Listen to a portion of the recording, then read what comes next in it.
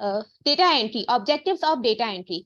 ठीक है, data entry के ऑब्जेक्टिव्स क्या होते हैं, हम डेटा एंट्री में क्या सीखेंगे। जैसे मैंने आपको पहले बताया कि डेटा एंट्री क्या है, हमें किस तरह से डेटा एंट्री का काम करना होता है, किस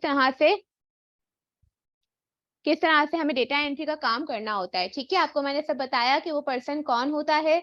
वो पर्सन वहाँ का एम्प्लॉय होता है जो सारा डेटा टाइप करता है। ठीक है, लाइक हमें पीस ऑफ पेपर दे दिया जाता है, हमसे कहा जाता है कि आपको इस पीस ऑफ पेपर्स पे इस पे काम करना है, किस तरह से मैनेज करना है वो हमें नहीं बताएंगे। ये सब हम आपको इस क्लास में बताएंगे कि इस क्लास में हमें किस तरह से सब काम को मैनेज करना है। ठीक है, अब ऑब्जेक्टिव्स ऑफ डेटा एंट्री क्या है। Basically objectives of data entry क्या है, यानी मेन चीज ये है कि इस डेटा एंट्री में हम क्या काम करेंगे। ठीक है, सबसे पहला पॉइंट हमारा होता है Excel data entry. Excel data entry basically क्या है। एक्सेल डेटा एंट्री हमारे पास कैलकुलेशन शीट होती है। ठीक है, कैलकुलेशन शीट जो होती है वो हमारे पास एक्सेल डेटा एंट्री कहलाती है। लाइक हमें जितना भी कैलकुलेशन का काम होता है, accounts department, like office work, जिस तरह का भी छोटा मोटा काम होता है, लाइक एडमिन ऑफिस, तो वो हम सारा काम जो होता है वो हम एक्सेल एंट्री में करते हैं। ठीक है, डेटा कलेक्शन। थर्ड नंबर पे आता है इंटरनेट रिसर्च। फोर्थ नंबर पे आता है PDF to word. Fifth number पे word to PDF, formatting documents and basic of spreadsheet. ठीक है, सबसे पहले हम आपको बताएंगे Excel data entry. Excel data entry क्या होती है, what is Excel data entry. Excel data entry basically मैंने आपको बताया कि हमारे पास जो होता है वो एक्सेल कैलकुलेशन वर्क करता है। ठीक है, शीट जो होती है, जैसे मैंने आपको पहले भी बताया कि हमें एक पेपर ऑफ शीट दे देते हैं। आप कुछ पूछना चाह रही हैं।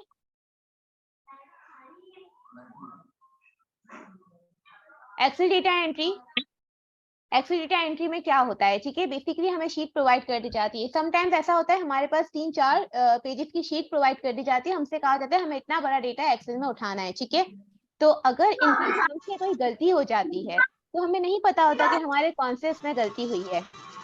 ठीक है, तो हम क्या करते हैं, अभी मैं आपको ये बताती हूँ। देखिए ये एक्सेल की शीट है, आप में से किसी की वॉइस रिकॉर्ड चल रही है, म्यूट कर दें प्लीज। देखें, एक्सेल में हमारे पास ये फायदा होता है, हमें जिस सेल में काम करना होता है ना उसका यहाँ पे एड्रेस मेंशन हो रहा होता है। ठीक है, फर्ज करें कि मुझे यहाँ पे एम में काम करना है। ठीक है, एम के 23 में मुझे काम करना है। ठीक है, अब अगर मैंने ये शीट पूरी रेडी कर ली है तो मेरे लिए तो बहुत मुश्किल है कि मैं एक चीज को सर्च करूं। तो मैं क्या करूंगी, मैं डायरेक्ट यहाँ पर जाऊंगी। ठीक है, मैंने यहाँ लिखा M23। ठीक है, एंटर किया, वो मुझे M23 के, ये होता है हमारा कॉलम और ये होता है हमारी रो। ठीक है, वो हमें M के कॉलम में और 23 की रो में लेके चला गया, यानी हमें जहां काम करना था। एक्सेल में सबसे बड़ा फायदा ये होता है कि हमें जिस शीट में काम करना होता है ना,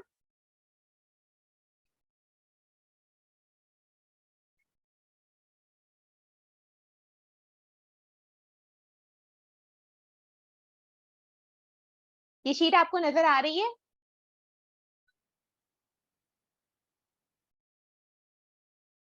देखें एक्सेल की शीट में काम नजर आ रही है ना, ये sheet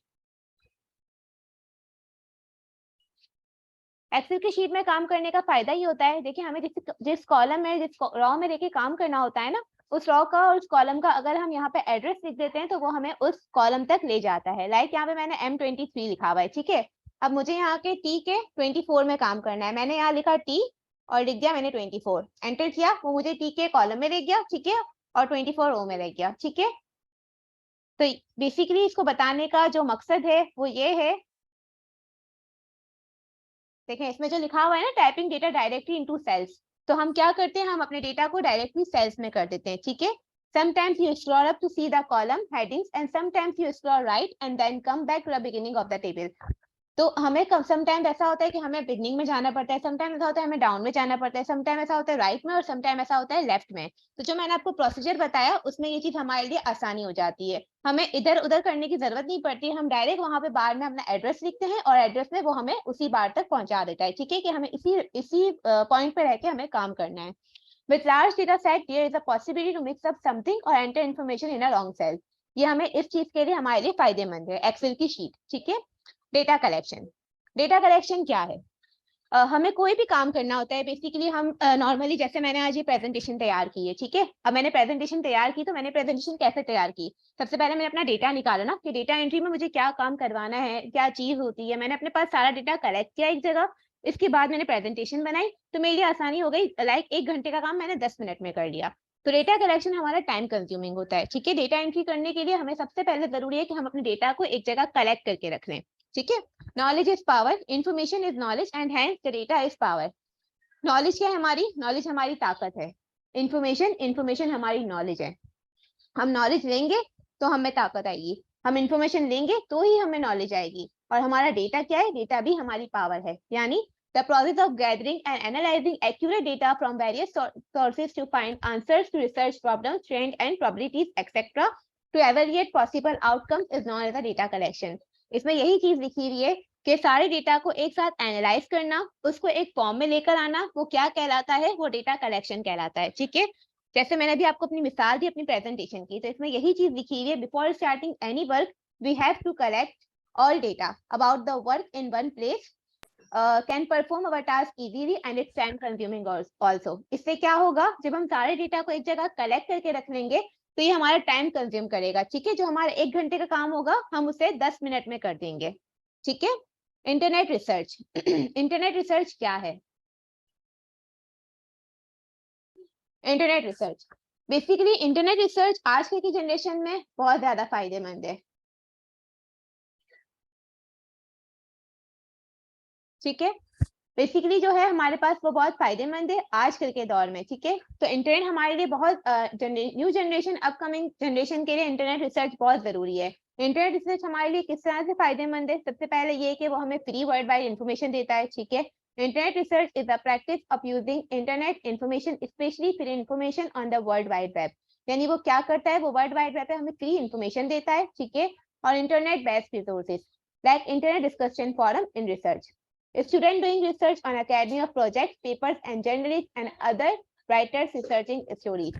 internet research basically data entry में क्या काम करता है? इसमें तो लिखा हुआ है कि स्टूडेंट इसे यूज करते हैं, ठीक है, अकेडमी के प्रोजेक्ट के लिए, पेपर के लिए, जर्नलिज्म के लिए या तो राइटिंग रिसर्च के लिए।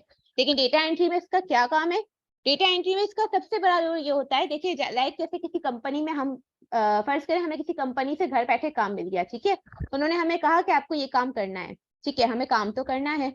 तो अब वो हमसे कहते हैं कि आप इसकी रेटिंग बताएं कि इन स्टार्स की कितनी रेटिंग है, इस इलाके में कितने रेस्टोरेंट्स कितने आ रहे हैं जो जिसकी टॉप रेटिंग हो, ठीक है, जिसकी हाई हो, जिसकी लो लेवल पे हो। तो ये हमारे इंटरनेट रिसर्च हमारी इस बेस पे काम करती है। जब हमें उनका डेटा निकालना होगा ना तो इंटरनेट रिसर्च हमारे लिए बहुत फायदेमंद होगी, लाइक वर्ड स्क्रैपिंग, ठीक है। वो हम आपको फिर आगे इस कोर्स में बताएंगे कि हमें किस तरह से इसमें हम ये काम कर सकते हैं। पीडीएफ PDF क्या है? What is PDF? PDF stands for Portable Document Format.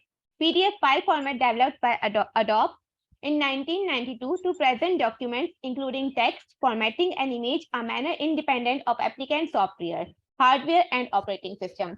PDF क्या है? PDF की जो फुल फॉर्म है वो है Portable Document Format.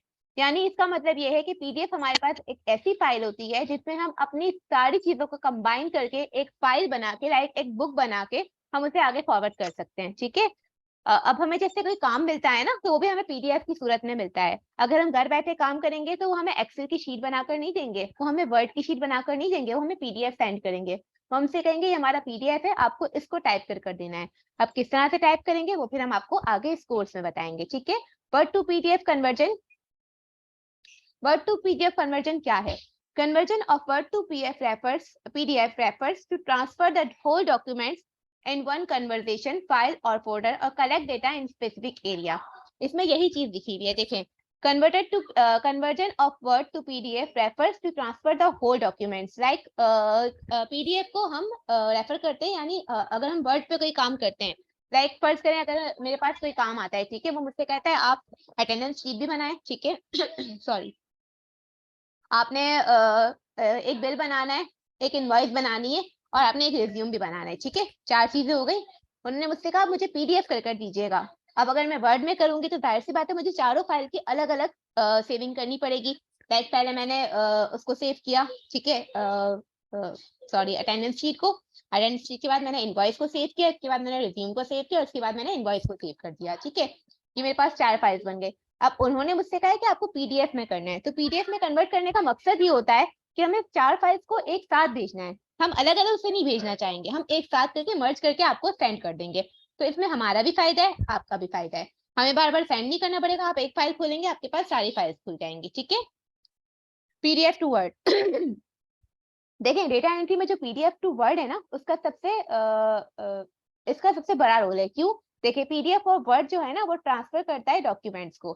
जैसे मैंने आपको अभी पहले बताया कि पीडीएफ में हमें काम मिलता है, वो हमें ये नहीं कहते कि हम आपको वर्ड की फाइल बनाकर दे रहे हैं, आपको इसको ठीक करना है, नहीं। वो हमें कहते हैं कि पीडीएफ की फाइल है, आपको ये चीज दी रही है, आपको एज इट इज उतार के हमें देनी है। तो हम पहले पीडीएफ पे जाएंगे, पीडीएफ को वर्ड पे कन्वर्ट करेंगे, देन इसके बाद हम अपनी डेटा एंट्री का काम करेंगे। क्योंकि वो हमें कहते हैं कि इस जगह पे आप ये कर दें, इस जगह को आप इससे रिप्लेस कर दें। कहीं वो हमसे कहते हैं कि अलाइनमेंट सेट कर दें, कहीं वो हमसे कहते हैं आप इसको बोल्ड कर दें, कहीं वो हमसे कहते हैं कि आप इसको इटैलिक कर दें। ठीक है, तो ये चीज भी हम इसमें देखेंगे जब हम ये कोर्स करेंगे, तो इंशाल्लाह ताला इस पे भी वर्क करेंगे। ठीक है, फॉर्मेटिंग डॉक्यूमेंट्स बेसिक चीज जो हमारे पास होती है फॉर्मेटिंग डॉक्यूमेंट्स होती है। फॉर्मेटिंग डॉक्यूमेंट्स जो होती है वो हमारी प्रेजेंटेशन को हाईलाइट करती है। मैं आपको अपनी प्रेजेंटेशन की मिसाल देती हूँ। देखिए मैंने ये प्रेजेंटेशन बनाई है, ठीक है, आपको इसमें डिफरेंस नजर आ रहा होगा। ये जो है ये हेडिंग है, ठीक है, और ये जो है ये नीचे का मटेरियल है। इसमें हमें कैसे पता चल रहा है कि ये हेडिंग है और ये नीचे का मटेरियल है? इसीलिए पता चल रहा है ना कि मैंने इसको बोल्ड किया हुआ है, अंडरलाइन किया हुआ है। तो आप लोगों को पता चल रहा है कि मैंने इसको बोल्ड और अंडरलाइन इसलिए किया हुआ है क्योंकि ये हेडिंग है, ठीक है। नीचे का मटेरियल क्योंकि ना बोल्ड है, ना इटैलिक है, ना अंडरलाइन है, तो इसलिए इसका डिफरेंस पता चल रहा है। फॉर्मेटिंग करने का मकसद ये होता है कि हम अपने टेक्स्ट को, डॉक्यूमेंट्स वगैरह को, उनको हम बता सकें कि कौन सी चीज क्या है। हेडिंग अलग चीज है और नीचे का जो मटेरियल है वो अलग चीज है। अब देखिए फॉन्ट स्टाइल में जो आता है ना डॉक्यूमेंट फॉर्मेटिंग, पहले मैं आपको ये समझा देती हूँ, फिर मैं आपको एक और चीज इसमें दिखाती हूँ। Document formatting refers to the way of document is laid out on the page, the way it looks and it's visually organized। ठीक है, इसमें यही लिखा हुआ है document formatting refers to a वे।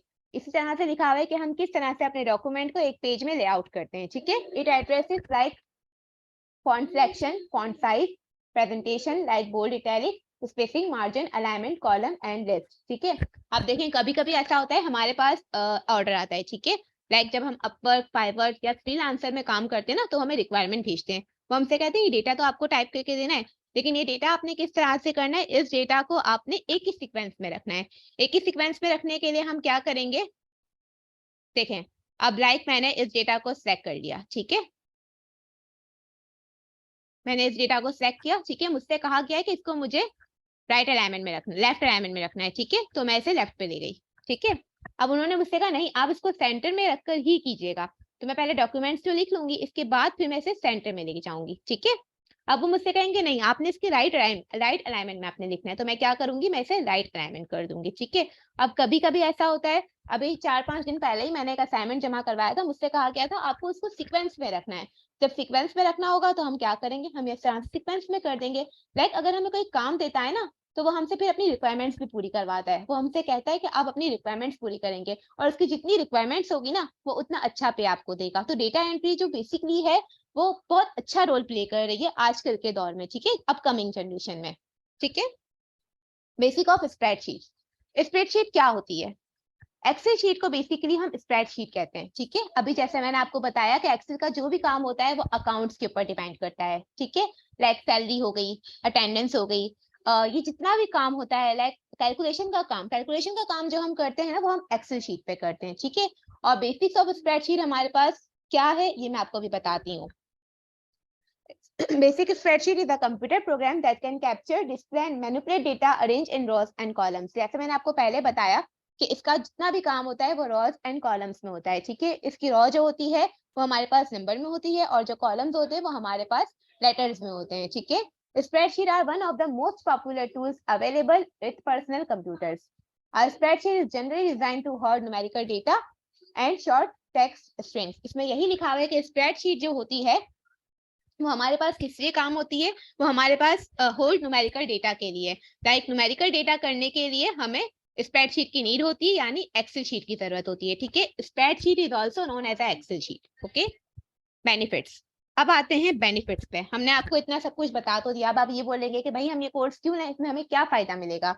सबसे पहला बेनिफिट यहाँ पर, सबसे पहला बेनिफिट हमारे पास ये होगा, at the end of this course you should be able to, क्या होगा, understand the data entry and home based data entry। ठीक है, देखें सबसे पहला इसमें फायदा ये होगा, आपको डेटा एंट्री का काम आ जाएगा। ठीक है, लाइक डेटा एंट्री हम करते कैसे हैं, लाइक हम अटेंडेंस शीट कैसे बनाते हैं, हम सैलरी शीट कैसे बनाते हैं, हम इनवॉइस कैसे बनाते हैं, हम बिल्स किस तरह से बनाते हैं, ये सब कुछ आपको इसमें सीखने को मिलेगा। ठीक है, सबसे पहली बात जो सबसे मेन चीज होती है। दूसरा होगा, आप घर बैठे काम कर सकते हैं, घर बैठे आप डेटा एंट्री की जॉब कर सकते हैं। ठीक है, घर बैठे डेटा एंट्री की जॉब किस तरह से होगी, कुछ इदारों में इस तरह से होता है, लाइक उनके पास इतने वर्कर्स नहीं होते, जो छोटी मोटी होती हैं कंपनीज, वो कहते हैं हमें ऐसा वर्कर चाहिए जो घर बैठे ही हमें हमारा काम कर दे। ठीक है, now the qualification and skills needed for the data entry। ठीक है, now the qualification and skill needed for the data entry, हमें क्या होगा, हमें इसकी क्वालिफिकेशन मिलेगी और स्किल्स मिलेगी। देखें, हम अगर कहीं जॉब करने जाते हैं ना, लाइक अगर हम बैंक में जाते हैं, स्कूल्स में जाते हैं, किसी भी ऑर्गेनाइजेशन में जाते हैं, अगर हम कहते हैं हमें ऑफिस वर्क करना है, तो सबसे पहले हमसे हमारी क्वालिफिकेशन पूछी जाती है। ठीक है, हमसे कहा जाता है आपकी क्वालिफिकेशन क्या है, हम कहते हैं हमारी क्वालिफिकेशन इतनी है। ठीक है, हमने कह दिया, फर्ज करें मैंने कह दिया मेरी क्वालिफिकेशन